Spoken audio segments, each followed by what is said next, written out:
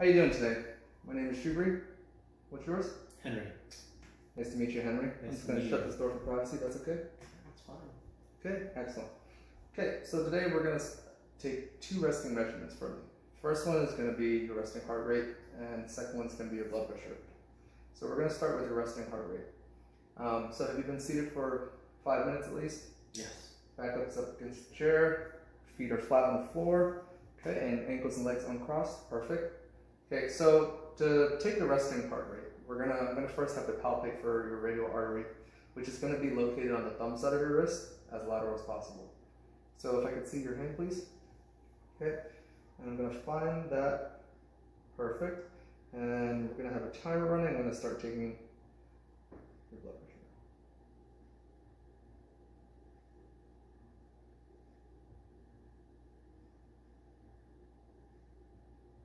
Okay, so I just took your heart rate and I got 14 beats in the span of 10 seconds. So that gives you a resting heart rate of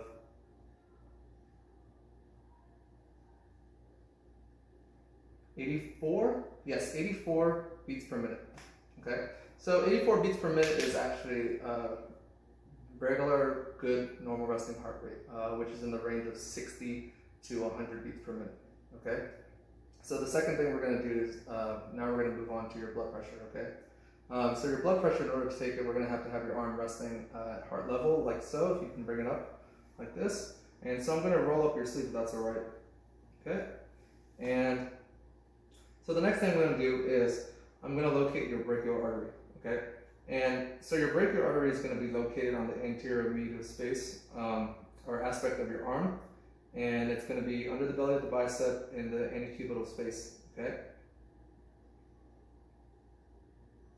Okay, and so next what I'm going to do is I'm going to take the blood pressure cuff, I'm going to wrap it around your arm, okay?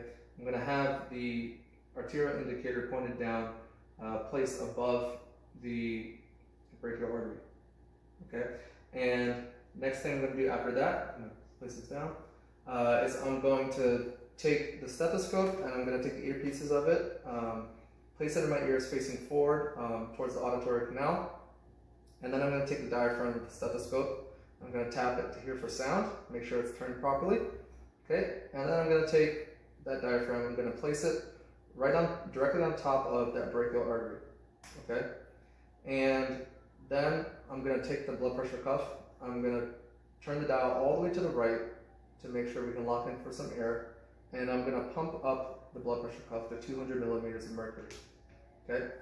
And then I'm going to take the dial, turn it to the left before deflating completely, and I'm going to deflate the cuff at a rate of 2 to 5 millimeters of mercury per second, okay?